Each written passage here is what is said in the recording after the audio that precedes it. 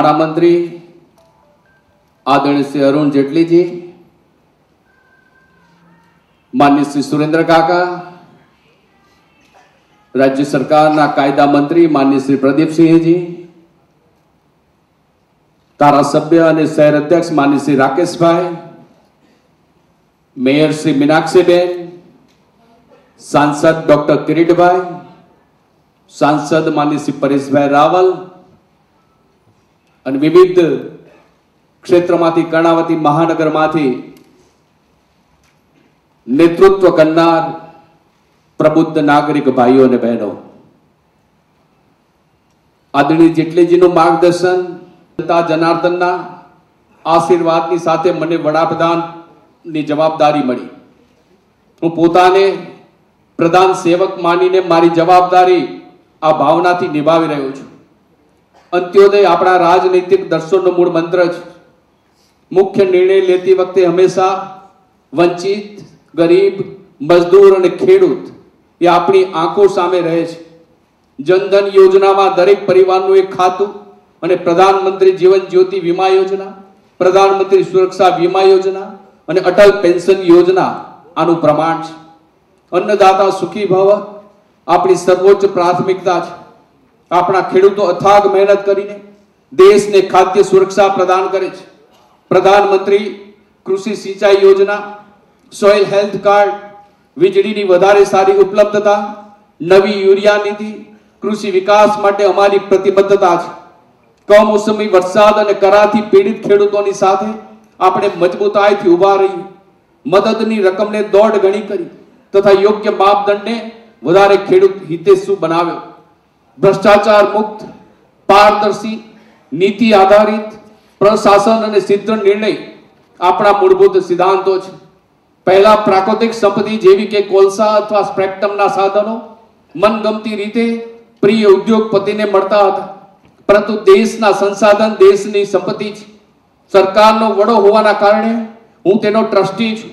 એટલા માટે અમે નિર્ણય લીધો કે એની ફાળવણી હરાજીથી થશે।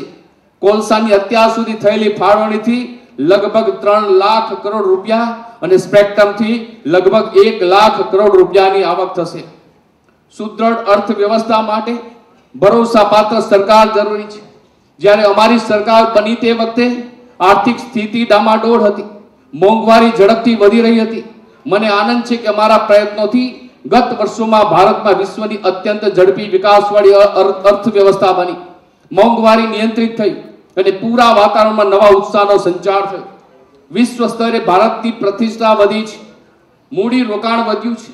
मेक इन इंडिया अने स्किल इंडिया अभियाननो उद्देश्य आपणा युवानोने रोजगारी आपवानो छे। अमे मुद्रा बेंकनी स्थापना करी, जेनाथी नाना नाना धंधो रोजगार चलावनार भाई बहनोने 10,000 રૂપિયાથી 10 લાખ રૂપિયા સુધીની બેંક લોન સરળ બનશે। અમે કાળું નાણું પાછું લાવવાનું વચન આપ્યું હતું। સરકાર બન્યા પહેલા નિર્ણય કાળા નાણાં પર એસઆઈટી ગઠન કરવાનું હતું, પછી અમે વિદેશોમાં કાળું નાણું રાખનારને સખ્ત સજા કરવાનો કાયદો પણ બનાવ્યો છે।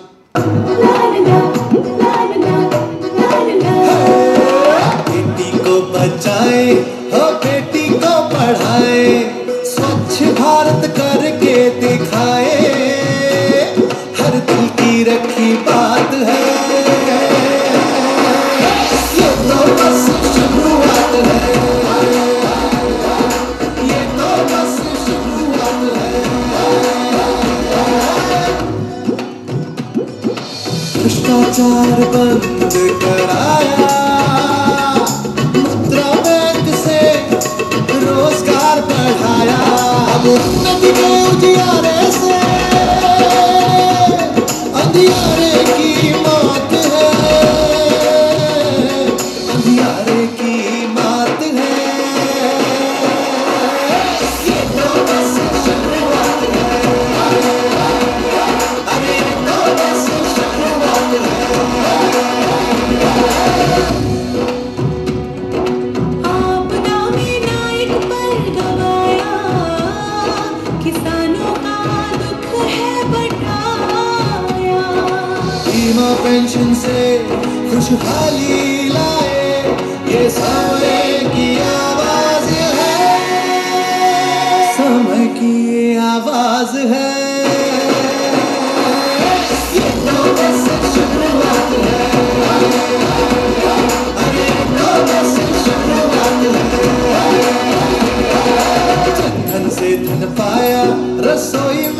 धन आया, कम ब्याज पे कर्ज है मिलता, सुधरे सबके हालात हैं, ये तो बस शुरुआत है, अरे तो बस शुरुआत है। रोजगार को दिया बढ़ावा, किसानों में उत्साह जगाया, युवा देश की युवा उमंग है, नई पीढ़ी का साथ है, नई पीढ़ी का साथ है, ये तो बस शुरुआत है, अरे तो बस शुरुआत है। महिलाओं को दिलाया हौसला, रक्षा का किया फैसला, कानून उनके साथ है, ये तो बस शुरुआत है, ये तो बस शुरुआत है, कानून उनके साथ है, ये तो बस शुरुआत है। सुरेंद्र काका, राज्य सरकार में मंत्री प्रदीप सिंह जी, महापौर मीनाक्षी बहन, हमारे सांसद किरीट भाई और परेश भाई और मित्रों, जिस दौर में से हम गुजर रहे हैं,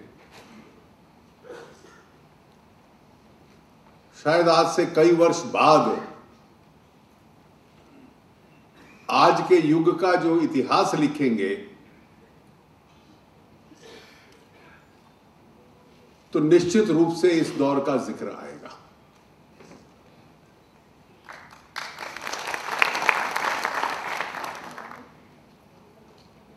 प्रधानमंत्री श्री नरेंद्र भाई के नेतृत्व में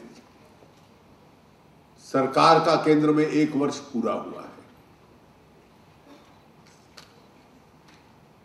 और सच में एक नेतृत्व जिसकी इस देश को जरूरत थी, इस देश को मिला है।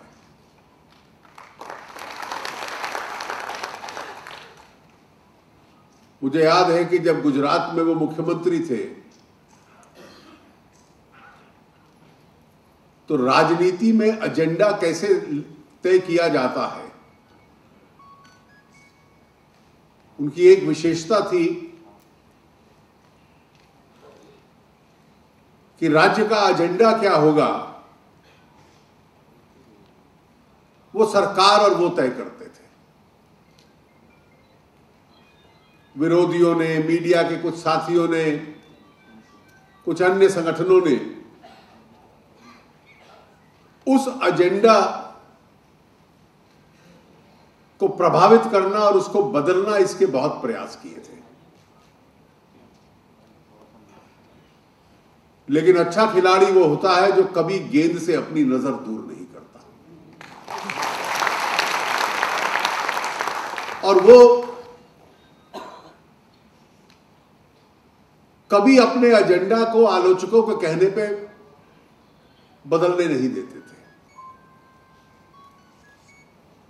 और राजनीति में एक कार्यशैली और भी थी कि अक्सर हम लोग मीडिया के माध्यम से अपनी बात जनता तक पहुंचाते हैं। उन्होंने एक स्वभाव बनाया था कि जनता के साथ प्रत्यक्ष बातचीत करो, और इसलिए केवल मीडिया के ऊपर निर्भर होना अपनी बात पहुंचाने के लिए अपने आप में पर्याप्त नहीं है। और यही कारण था कि पिछले चुनाव से लगभग 1-2 वर्ष पहले से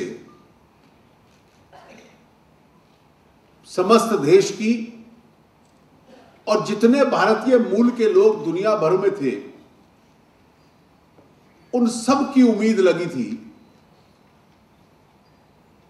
कि किसी प्रकार से इस देश में राजनीतिक परिवर्तन हो और मोदी जी इस देश के प्रधानमंत्री बने।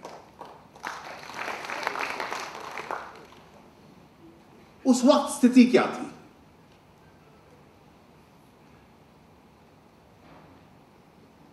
मैं स्वयं निजी तौर पे पूर्व प्रधानमंत्री डॉक्टर मनमोहन सिंह जी का मैं कभी व्यक्तिगत उनका आलोचक नहीं रहा हूं, लेकिन मैं इस देश का सबसे बड़ा दुर्भाग्य मानता हूं कि पिछले 10 वर्ष में जो अर्थशास्त्र उनको आता था उसके अनुकूल उनकी पार्टी ने उनको काम नहीं करने दिया। और उस वक्त के प्रधानमंत्री का भी और उनका भी एक बहुत बड़ा रोल था इस देश की अर्थव्यवस्था को के बदलाव को आरंभ करने में। तो क्या कारण था कि जो दिशा वो वित्त मंत्री के रूप में दे सकते थे प्रधानमंत्री के रूप में नहीं दे पाए? एक अव्यावहारिक व्यवस्था इस देश में बनी कि प्रधानमंत्री के पद पे जो बैठा हुआ है, जो कुर्सी पर बैठा हुआ है, अधिकार उसके पास नहीं है, सरकार के बाहर बैठे हुए किसी व्यक्ति के पास अधिकार है। मुझे अटल जी के मंत्रिपरिषद में भी काम करने का अवसर मिला था। अटल जी बहुत एक प्रकार से पार्लियामेंट्री व्यवस्था में से उभरे थे और इसलिए लोकतांत्रिक व्यवस्था चूर चूर के उनमें थी। खूब चर्चा उनके मंत्रिपरिषद में होती थी। आप सरकार की किसी प्रस्तावना की आलोचना भी कर सकते हो और अंत में जिस तरह प्रधानमंत्री अपना सर हिला दे कि यह निर्णय करना है तो सब उसको स्वीकार कर लेते थे, लेकिन निर्णय सरकार में होते थे। इस व्यवस्था को इस देश में कायम करना था। आज हम मुड़ के देखें तो 1 वर्ष में क्या क्या परिवर्तन आए। मैं इन योजनाओं का जिक्र नहीं कर रहा जो अभी इस छोटी सी फिल्म में आपने देखे हैं। पूरी दुनिया में भारत को लेकर एक सुस्ती थी। ग्लोबल रेडार जो है उससे हम गिर चुके थे।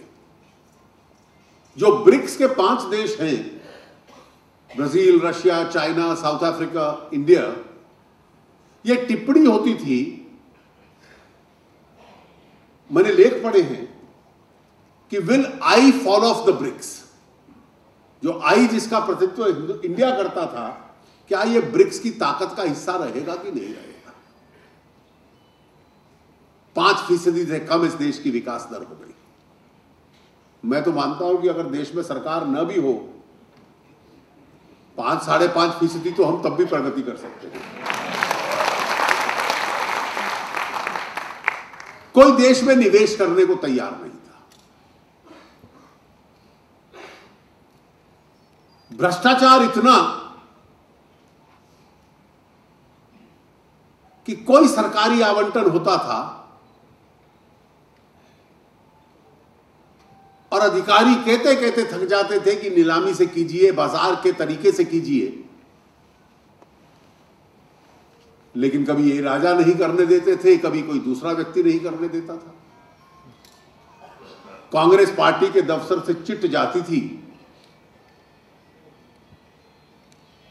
और चिट लिखने वाले जिसका नाम लिख दे, कोयला मंत्रालय उसको खदान दे देता था। शायद चिट के साथ फंड भी लगा हुआ था।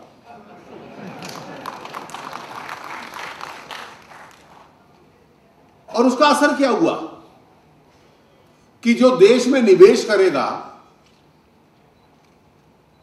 स्पेक्ट्रम में उसका निवेश जब्त कर लिया गया। निवेशक जेल पहुंच गए, मंत्री जेल पहुंच गए, अधिकारी जेल पहुंच गए। कोई उस चिट को फंड देने के लिए तो पूंजी नहीं लगाता।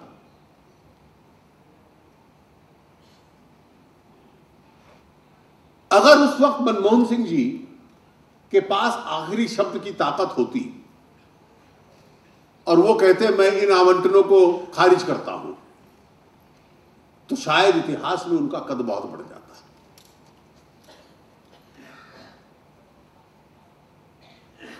उदासीनता थी, भ्रष्टाचार था, निर्णय नहीं होते थे। ये पहली बार हमने शब्द सुने थे पॉलिसी पैरालिसिस, लकवा मार गया है नीति बनाने को लेकर। और देश का मिजाज बनने लगा कि हमें केवल भारतीय जनता पार्टी नहीं चाहिए, लेकिन हमें नरेंद्र मोदी के नेतृत्व में भारतीय जनता पार्टी चाहिए। कोई अधिकारी आज केंद्र सरकार में छोटा सा भ्रष्टाचार करने की भी हिम्मत नहीं रख सकता।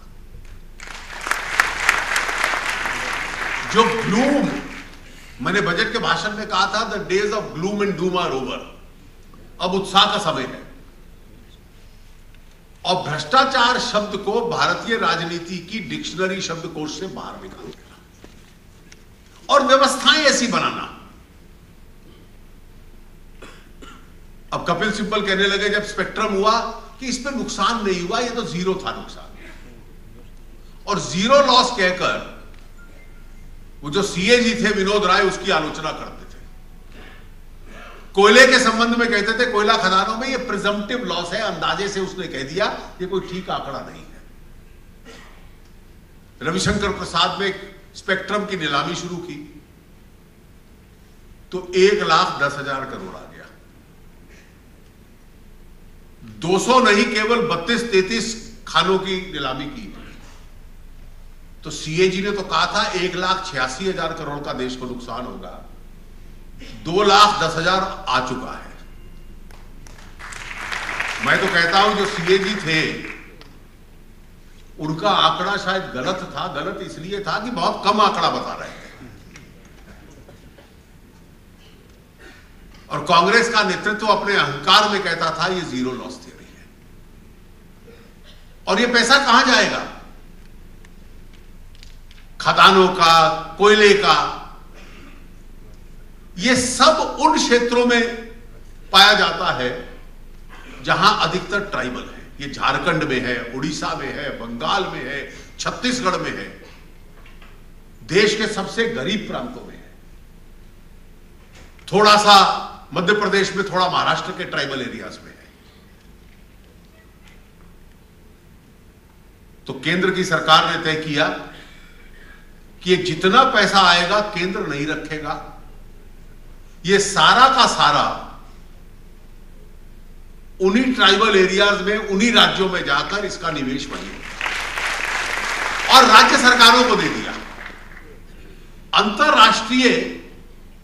अंतरराज्यीय इंटरस्टेट इक्विटी कि पिछड़े अधिकारों क्षेत्रों का पहला अधिकार हो, यह एक सरकार का प्रयास था। देश में पूंजी आए, आज बैंकों की यह स्थिति छोड़ गए कि एनपीएस आसमान पे पहुंचे हुए थे। अर्थव्यवस्था उभर रही है, धीरे धीरे कम होंगे, लेकिन प्रयास यह था कि कोई दुनिया से पैसा ना दे पाए। मेरे पास एक विदेशी बैंक के चेयरमैन आए और उन्होंने मुझसे सवाल पूछा कि मैं आपके देश में पैसा क्यों लगाऊं। तो मैंने कहा नहीं, हम निर्णय ले रहे हैं। उसने कहा जिस देश में इंश्योरेंस पे नीति क्या हो यह तय करते हुए 10 साल लगते हैं और 8 साल लगते हैं, आप जीएसटी का कानून पारित नहीं कर पाते, तो निवेशक क्या ये चीजें सामने नहीं देखता? और ना पूंजी आएगी, ना उद्योग लगेगा, ना व्यवसाय बढ़ेगा, ना रोजगार बढ़ेगा, ना सरकार की जेब में टैक्सेस आएंगे, राजस्व बढ़ेगा, ना इंफ्रास्ट्रक्चर पे पैसा खर्च होगा,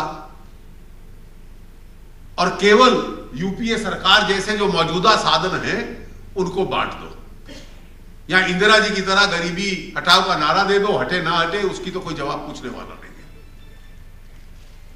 लेकिन अगर इस देश का एजेंडा बदलना है और इस देश को अपनी पूरी ताकत और पूरी क्षमता हासिल करनी है, तो देश के भीतर का भी और देश के बाहर की पूंजी भी इस देश में लगे। और आज स्थिति है, आज ब्राजील धीमी गति से चल रहा है, दक्षिण अफ्रीका धीमी गति से चल रहा है, यूरोप में मंदी है, अमेरिका में तेजी आई थी फिर रुकावट आई है, जापान में मंदी है, चाइना जो 33 साल तक 9% की दर पे बढ़ा, अब वो कहते हैं हम 9% नहीं कर सकते, अब 6.5-7% करेंगे। तो जिनसे हमारा मुकाबला है वो धीमे हैं, और हम पहले ही साल में मोदी जी के नेतृत्व में अगर 7.5% से शुरू करते हैं और आने वाले साल में 8, 9, 10 तक पहुंचने का प्रयास करते हैं, तो आलोचक भी कहते हैं कि भारत एक ऐसा देश है जिसकी क्षमता सामने दिख रही है, ये ब्राइट स्पॉट है ग्लोबल इकोनॉमी में। और इस क्षमता को आगे बढ़ाने का रास्ता क्या है? इसका रास्ता बड़ा स्पष्ट है। पहला रास्ता यह है कि इस देश के अंदर, देश के भीतर का भी और बाहर का भी निवेश आए। हम डिफेंस के क्षेत्र में विदेशियों से 100% सामान खरीद सकते हैं, लेकिन एंटनी साहब ने इस देश में डिफेंस के कारखाने लगे जिसमें थोड़ी विदेशी पूंजी आ जाए और भारतीय का हिस्सा 51% हो, 10 साल उसको रोक के रखा। भारतीय कंपनियां बनाई, इसको रोक के रखा, लेकिन विदेशी सरकारों से, विदेशी कंपनियों से खरीदने में हमें कोई हिचकिचाहट नहीं। हमने तय किया कि अब ये सामान इस देश में बनना शुरू होगा। हम टेक्नोलॉजी और पूंजी बाहर से भी लेंगे और देश के जो नागरिक होंगे उनका 51% हिस्सा होगा। अभी डॉक्टर मित्र आए थे सामने, वो जानते हैं हमसे ज्यादा कि प्राइवेट हेल्थ केयर कितना महंगा हुआ। किसी ने चिंता की है कि इस देश को एक इंश्योर्ड सोसाइटी बनाए जहां लोगों के पास बीमा हो। भारत में केवल 20% लोगों के पास इंश्योरेंस है। 25 करोड़ परिवारों में से केवल 20% के पास इंश्योरेंस है। इस 20% को 50% कैसे बनाया जाए? हर व्यक्ति के पास मेडिकल हेल्थ केयर इंश्योरेंस कैसे हो? तो हमने इंश्योरेंस में दर बढ़ा दी। बजट में यह कह दिया कि जो इंश्योरेंस में ज्यादा पैसा लगाएगा हेल्थ इंश्योरेंस में, उसको टैक्स की छूट मिलेगी। उसके बाद जो गरीब लोगों के लिए योजना लाए कि 1 रुपया महीना दो तो जीवन सुरक्षा का 2 लाख का बीमा मिलेगा। 70 पैसे रोज के दो, 330 रुपए साल के दो, तो आपको 2 लाख का जीवन बीमा मिलेगा। कोई ब्रेड अर्नर परिवार का कुछ उसको हो जाए तो इस 20% को, ये जो लोग कहते हैं जमीन पे परिवर्तन कब आएगा, पिछले 15 दिन में 7.5 करोड़ परिवारों ने इस बीमा योजना का लाभ। तो ये हवा में नहीं हुआ, ये जमीन पर हुआ। केवल 11% लोग, परिवार इस देश के हैं जिनको पेंशन प्राप्त है। 11%। एक अनपेंशन्ड सोसाइटी को पेंशन्ड सोसाइटी कैसे बनाया गया? पेंशन, उसने कहा ना तो मुझे अब सीबीआई का डर पड़ा हुआ है कि उसका दुरुपयोग होगा। अब 1 साल में सुना है कि जांच एजेंसियों का दुरुपयोग हो रहा है। जैसे भ्रष्टाचार भूल गए, वो भी भूल गए। जो इस देश में निवेश करे उस पर मुकदमा चला दो। ना तो अब वो व्यवस्था रही है, ना किसी की परमिशन रोकी जाती है। एनवायरमेंट मिनिस्ट्री, जो लोग कहते हैं निवेश कहां आ रहा है, पिछले साल एफआईपीबी की 350 एप्लीकेशन आई। यानी हर रोज एक विदेशी निवेशक आता है एफआईपीबी में। जो ऑटोमेटिक रास्ते से आते हैं वो अलग है, और लगभग कोई पेंडिंग नहीं रहता हमारे पास, और किसी को कार्यालय आने की जरूरत नहीं, स्वाभाविक कोर्स में उसके ऊपर चिंतन होता है। और इसीलिए मैंने कहा कि जब आपने कोयले की खानें मुफ्त में दे दी, आपने स्पेक्ट्रम बाजार के दाम पे नहीं दिया और भ्रष्टाचार करते रहे, तो यह सच में यूपीए का क्रोनी कैपिटलिज्म था। एक ईमानदारी का उदारीकरण, ट्रांसपेरेंट लिबरलाइजेशन, वो नरेंद्र भाई मोदी की नीति है। लेकिन उसमें कोई बाहर का आदमी सरकार की नीति नहीं बना सकता, उसको प्रभावित नहीं कर सकता। इस देश की टैक्स व्यवस्था लोगों को परेशान करने वाली। 1974 की पिछली तारीख से टैक्स लगा दिया लोगों पे। लोगों ने कहा भारत की व्यवस्था पे भरोसा नहीं किया जा सकता। इस प्रकार की व्यवस्थाएं जब चली हैं तो एक प्रकार से उसको तोड़ना, उसको चूर चूर करना, और हमारी नीति बड़ी स्पष्ट है। और मैं लगा हूं कि 1 जनवरी 2016 से इस देश में जीएसटी लागू हो जाए। पूरा देश का अर्थ यह है कि दुनिया की 1/6 जनसंख्या ये एक मार्केट होगी।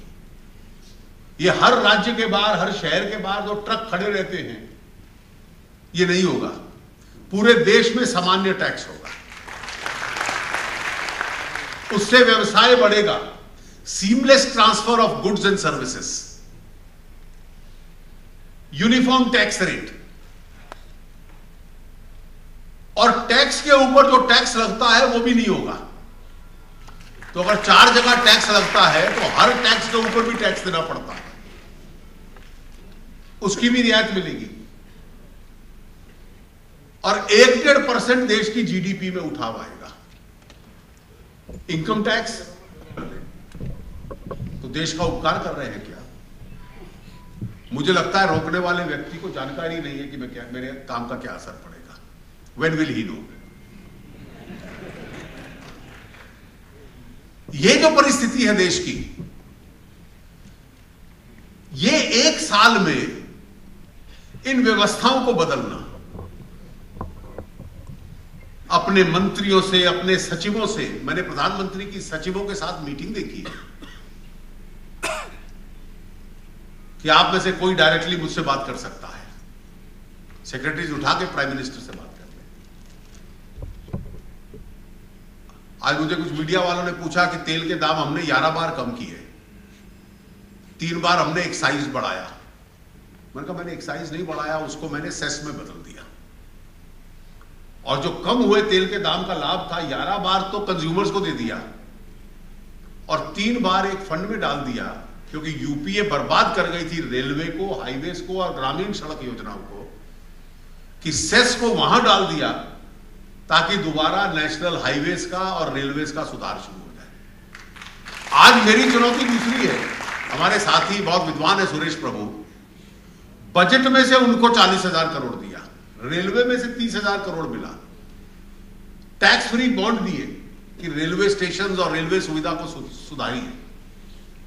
और अगर और पैसा चाहिए तो 30 साल का बहुत सरल मात्रा का उधार एलआईसी से 1.5 लाख करोड़ का उनको दिलवा दिया। अब उनको चिंता यह है कि पैसा इतना मिल जाएगा, अब चुनौती है कि खर्च भी कर पाएंगे कि नहीं। गडकरी की अर्थव्यवस्था जो मैंने आपसे पूछा कैसे बढ़ेगी, उसका रास्ता बड़ा स्पष्ट है। जितने स्ट्रक्चरल परिवर्तन है हम लोग ले रहे हैं, उसके बाद सरकारी सुविधाएं जो सरकारी सब्सिडी अमीर को मिलती थी शायद वो ना मिले, गरीब को मिलेंगे। वित्तीय घाटे को कम किया। मैं अगर उधार लेकर हिंदुस्तान की सरकार चलाता हूं तो उसका क्या अर्थ है? गुजरात के लोग तो व्यवसाय में बहुत होशियार हैं, वो पैसा वापस करना पड़ता है, ब्याज वापस करना पड़ता है।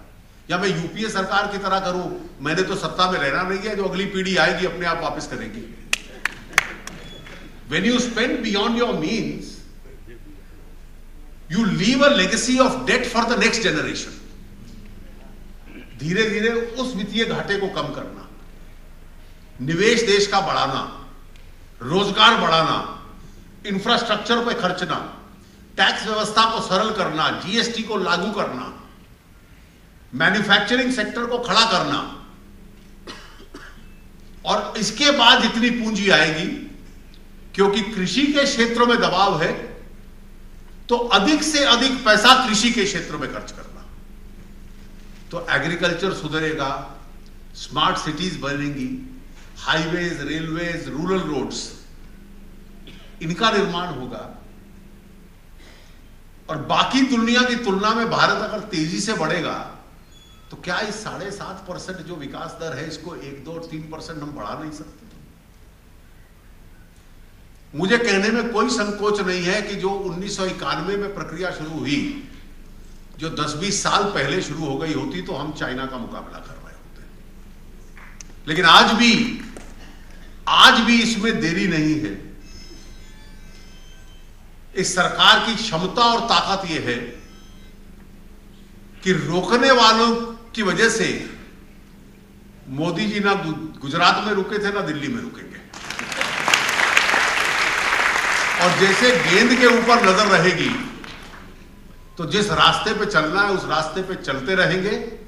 और वही रास्ता है जो इस देश को प्रगति के रास्ते पर पहुंचा सकता है और इस अगली पीढ़ी का कल्याण इस देश में हो सकता है। मैं एक बार राकेश भाई का और आप सबका बहुत बहुत आभार व्यक्त करता हूं कि 1 वर्ष पूरा होने के अवसर पर शहर के प्रबुद्ध नागरिकों को आप लेकर आए हैं और इस देश में जनमत बनाने में आप हम लोगों की सहायता करेंगे। आपका बहुत बहुत धन्यवाद।